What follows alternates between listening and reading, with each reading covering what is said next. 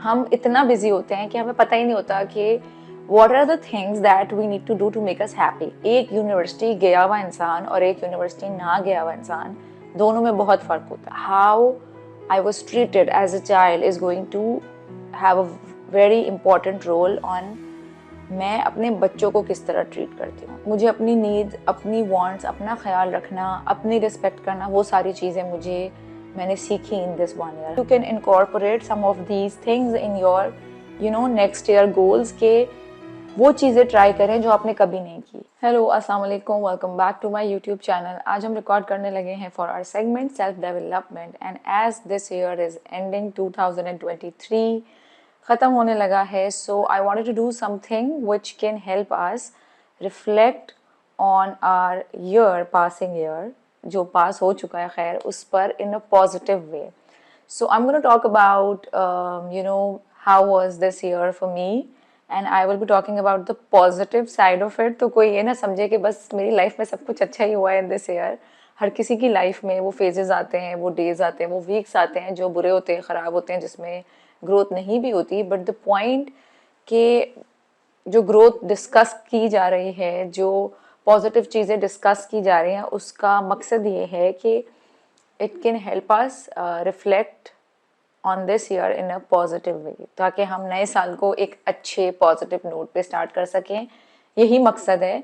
So I will be talking about my reflections and you can talk about yours in the comments, और you can journal them, या फिर आप अपनी कोई list बनाएं और उसमें I also talk about goals setting for the next year. इससे पहले कि मैं वीडियो स्टार्ट करूं, I want to request you all कि आपको अगर वीडियो पसंद आई तो लाइक करिएगा, कमेंट में बताइएगा कि आपको कैसी लगी। मेरा चैनल ज़रूर सब्सक्राइब कर दें। ये बहुत गलत बात है कि आप लोग वीडियो देखें और फिर सब्सक्राइब ना करें, इतना तो मेरा हक बनता है। तो सब्सक्राइब करिएगा और कमेंट्स में बताइएगा कैसी लगी। So let's get start.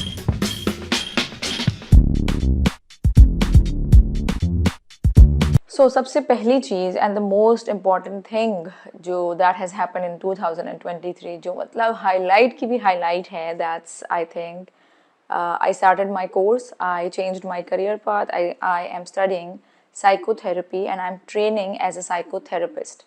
तो ये डिसीजन बहुत मुश्किल था because obviously being a dentist and then being a mom and N influencer, already I had so much to deal with. But मैंने उस टाइम यही सोचा कि एंड दिस जो मैं प्रोग्राम कर रही हूँ इट्स फॉर 2 years। तो वो 2023 के स्टार्ट में मुझे ऐसा लगता था कि ओ 2 साल हैं अभी तो इसमें, और बहुत लंबा है। बट अब जब मैं देख रही हूँ आफ्टर अ ईयर, तो लाइक साल पता ही नहीं चलता और वो ऐसे भी गुजर जाता है। और मैंने एक पोस्ट पढ़ी थी कि if you not learning something, जो भी आपका पढ़ाई है या जो भी कोई चीज़ है जो आपने करनी थी, क्योंकि वो ख़त्म होगा।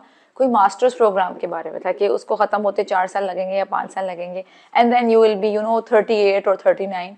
तो वो आप वैसे भी 38 और 39 हो जाएंगे 5 साल बाद। So you better do what you really want to do.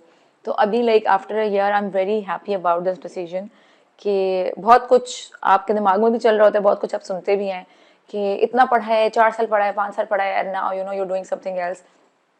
तो जो भी आपकी डिग्री है, जो भी आपने पढ़ा है, वो आपके साथ रहता है, वो इरेज नहीं होता, वो डिलीट नहीं होता। वो नॉलेज, वो एक्सपीरियंस, वो कॉन्फिडेंस, वो आपकी ज़िंदगी में रहता है। तो even if your stay at home mother, मैं ये बात हमेशा कहती हूँ, when I was not practising after having kids, मैं बहुत अरसे तक स्टे एट होम मदर रही हूँ। तो वो सब कुछ जब कोई मुझे कहता था ना कि you not working, you wasted your degree और इस तरह की बातें, तो उस टाइम में थोड़ा सा नेगेटिव जोन में रहती थी। लेकिन अब when I look at it, तो मैंने वो पढ़ाई, वो नॉलेज, वो एक्सपीरियंस मैं अपने बच्चों पर इस्तेमाल कर रही थी। एक यूनिवर्सिटी गया हुआ इंसान और एक यूनिवर्सिटी ना गया हुआ इंसान, दोनों में बहुत फ़र्क होता है।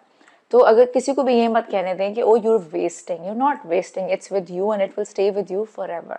तो अगर कोई भी करियर पाथ अपना चेंज करना चाहता है, सो मतलब अपने प्रोज एंड कॉन्स देख लें। मैं ये नहीं कह रही कि आप सभी अपना वो चेंज करने निकल पड़े, but if it's something like I completed my degree 10 years back, तो I am not the same person any more, and dentistry is not something, मतलब वो है मेरा करियर, पता नहीं शायद मैं कब करूँगी या अब तो शायद नहीं करूँगी। बट उस वक्त लास्ट ईयर तक मुझे लगता था कि नहीं, I really want to do something else, because I am really interested in psychology ना। आई एम रियली, मतलब मुझे बहुत मज़ा आता है पढ़ने में अबाउट whatever मेंटल हेल्थ के रिलेटेड जो भी है, because I am doing content on that. तो कंटेंट के लिए भी मैं पढ़ती थी, लेकिन अब पूरा as a proper certification and then diploma पढ़ने का एक अलग फील है।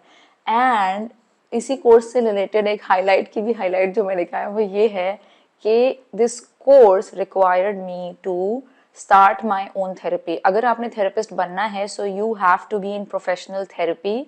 और पता नहीं उसके 12 सेशंस थे या 20 सेशंस थे। So the second best decision of my, I think first best वही है कि आई स्टार्टेड थेरेपी, क्योंकि वो कोर्स की मैंडेटरी रिक्वायरमेंट है। वरना हमें क्या लगता है मुझे क्या ज़रूरत है, मैं तो बिल्कुल ठीक हूँ, मेरे साथ क्या मसला है। मेरे साथ तो कोई मसला नहीं है। ना स्ट्रेस को हम एज अ मसला कंसिडर करते हैं, ना हम एंग्जाइटी को एज अ मसला कंसिडर करते हैं। और हमें जो कुछ मैं पढ़ती थी अबाउट पेरेंटिंग और इम्प्लीमेंट करने में मसला होता था, क्योंकि हम ऑटो पे चल रहे होते हैं, हमारा ब्रेन जो रिकॉर्डेड होता है ना उसी को प्ले कर रहा होता है। Like how I was treated as a child is going to have a very important role on मैं अपने बच्चों को किस तरह ट्रीट करती हूँ। तो ये जो साइकिल है ना, ये कहना और बात करना बहुत आसान है, पर इसको इम्प्लीमेंट करना और साइकिल को तोड़ना बहुत मुश्किल होता है। So therapy helps you with that first of all, ठीक है। और ये तो मतलब एक स्लाइटेस्ट वो मेन पार्ट, मेजर कंसर्न मेरा यही था कि सर्टिफिकेट का वो है and then you know it's going to help me with my parenting, क्योंकि my sessions are 80% focused on you know my kids and my struggles के अब ये हो रहा है, अब वो ऐसे कर रहा है, अब मुझे ये फील हो रहा है, अब मुझे ये हो रहा है, अब मैं ये हैंडल नहीं कर पा रही। अब तो हम कॉन्स्टेंटली ना अपने आप को लेबल करते रहते हैं on the basis of things that were not able to do bad bad bad bad and were not able to, ये हमने लास्ट टाइम भी बात की थी, on the things that I am able to do, ताकि मैं मतलब grey area हमारा मिसिंग है। तो therapy is helping me with that and I have changed a lot as a person in this 1 year because I think मुझे अपनी needs, अपनी wants, अपना ख्याल रखना, अपनी रिस्पेक्ट करना, वो सारी चीज़ें मैंने सीखी इन दिस 1 year। हमें लगता है हमें सब पता है और हम सब कर रहे हैं, but there is a huge difference when you're not in therapy and when you are in therapy, and you don't need a reason। आपको ज़रूरी नहीं है, लोग बहुत सारे लोग आके कहते हैं, मतलब मैं I can go on and on और मैं पूरा एपिसोड थेरेपी में ही कर सकती हूँ, लेकिन मुझे इसको शॉर्ट रखना है।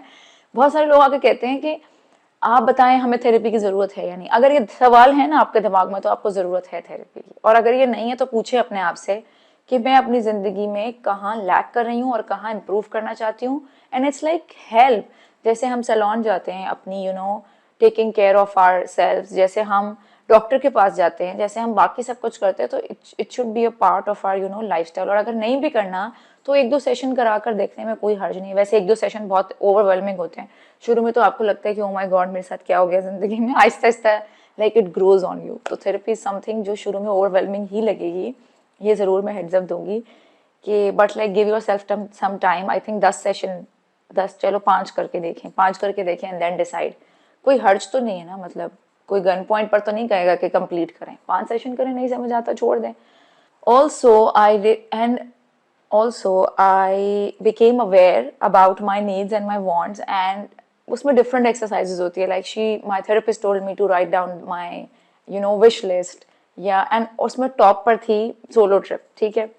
तो वो सोलो ट्रिप भी थेरेपी की ही वजह से हुआ, क्योंकि मेरी लाइफ में हम इतना बिजी होते हैं कि हमें पता ही नहीं होता कि what are the things that we need to do to make us happy।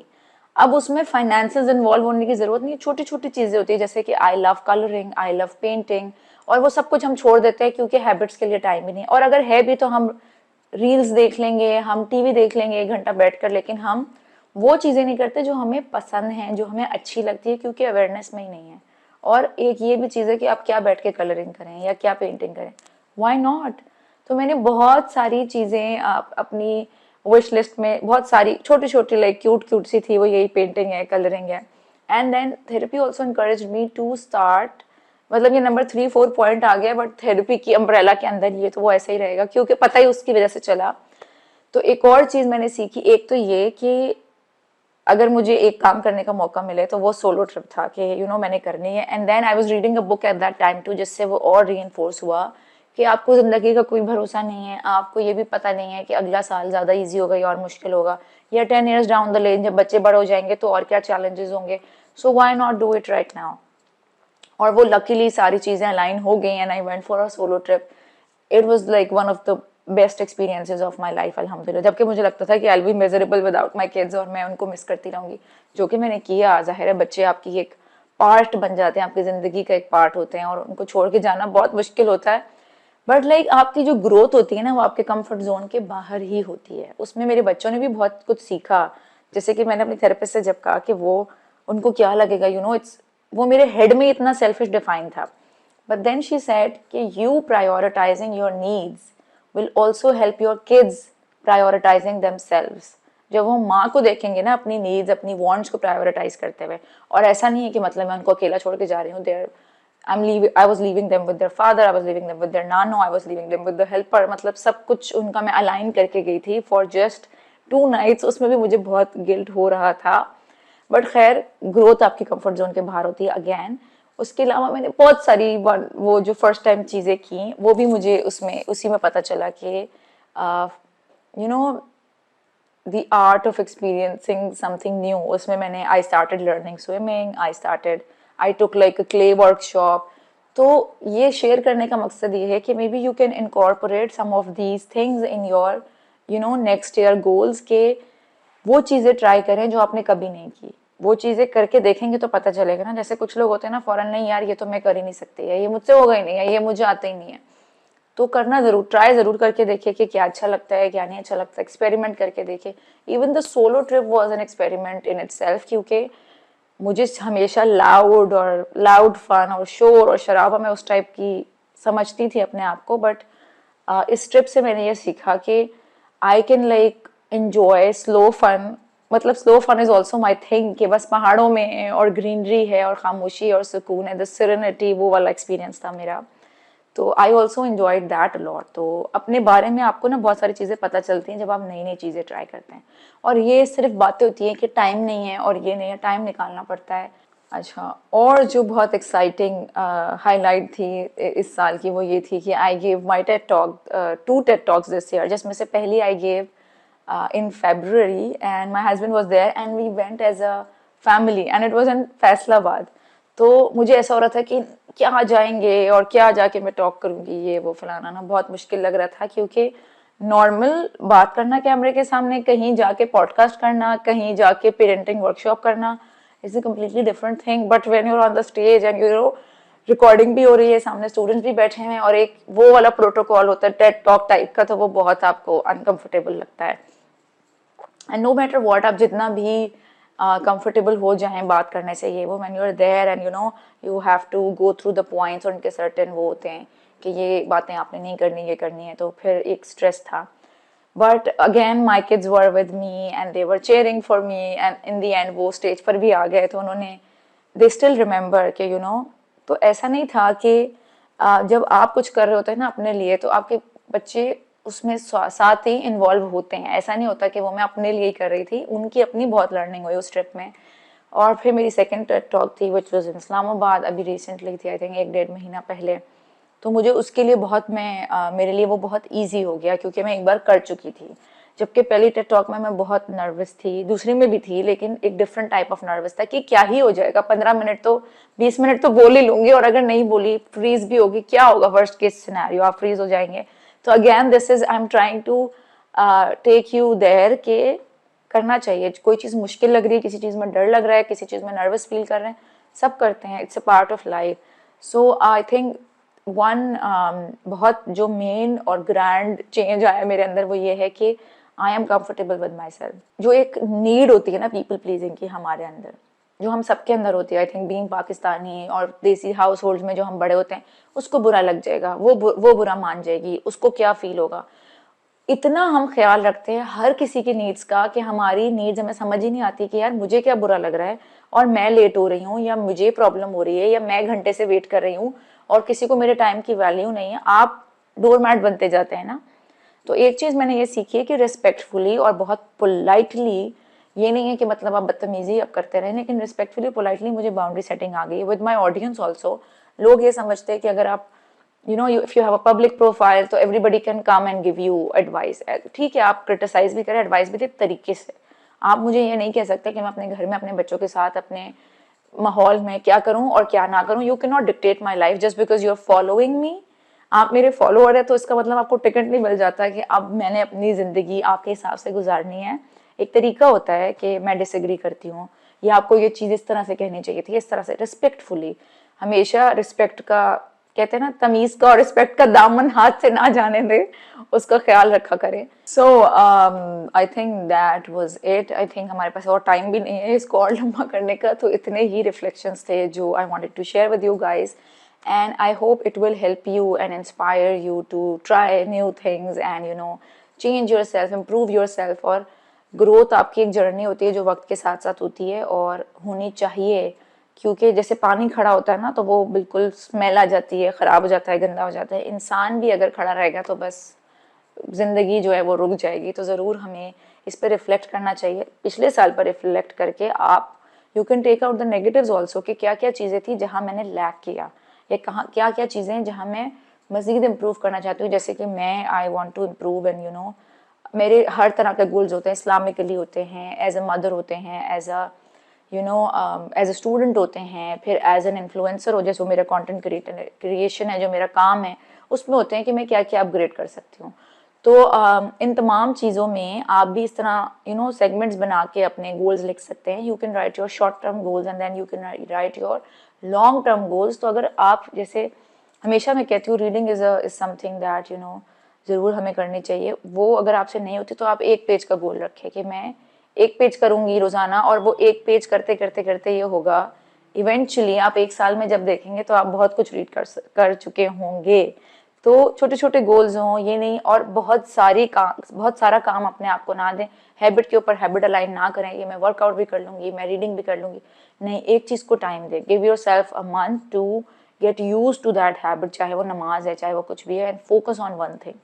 और एक चीज़ मैंने अभी रिसेंटली सीखी कि अपने दिन का ना एक हाईलाइट बना लें कि ये काम तो होना ही होना है, और बाकी हो जाए तो वेल एंड गुड। उससे ये होगा कि जो आपका सबसे मेन या काम है या सबसे इम्पोर्टेंट नीड है, जैसे हमारी ना नीड्स की वो होती हैं कि ये भी करना है, ये भी करना है, ये भी करना है, बट इस वक्त मुझे सबसे ज़रूरी क्या करना है, रिकॉर्डिंग करनी है। तो अपने डे में एक ये हाईलाइट ज़रूर लिख लें कि ये काम तो करना ही करना है, इसके अलावा बाकी हो जाए तो गुड है। तो यस, इस तरह अपनी गोल सेटिंग करें और लाइक रीज़नेबल गोल्स बनाएं, आसान गोल्स बनाएं जो अचीव भी हो सके, ना भी हो सके तो बाद में हो जाएंगे। स्ट्रेस नहीं लेना, बिल्कुल रिलैक्स रहना है। जैसे improvement is a journey, growth is a journey, ये भी habits banana is also a journey. और अपने आप को शाबाशी दें, थोड़ा बहुत छोटा मोटा जितना भी इम्प्रूवमेंट किया है इस साल और जो आगे करना है, एक पॉजिटिव नोट पे स्टार्ट करें। Forget about what has happened, ये बुरा हो गया, ये गलत हो गया, ये हो जाता है ज़िंदगी है। हो सकता है अगला साल बहुत अच्छा हो जाए इंशाल्लाह। होता ही है कि जब 2-3 साल एक साथ बुरे चल रहे हो ना, फिर इंसान कहता है कि अगले साल में भी क्या ही हो जाएगा, बट यू नेवर नो। जैसे मैं हमेशा कहती हूँ, you need one video to go viral. One video, आपका एक चांस लगेगा एंड आप वायरल हो जाते हैं। एक there are different types of viral now, एक गुड वायरल होता है, एक बैड वायरल होता है। इसी तरह एक चेंज आएगा आपकी ज़िंदगी में जो सब कुछ बदल देगा। So that's it for today. अगर वीडियो पसंद आई है तो लाइक करें, सब्सक्राइब करें, बेल आइकन दबा दें। कमेंट सेक्शन में मुझे बताइएगा आपको वीडियो कैसी लगी। अपना बहुत ख्याल रखिएगा। Take care. अल्लाह हाफिज़।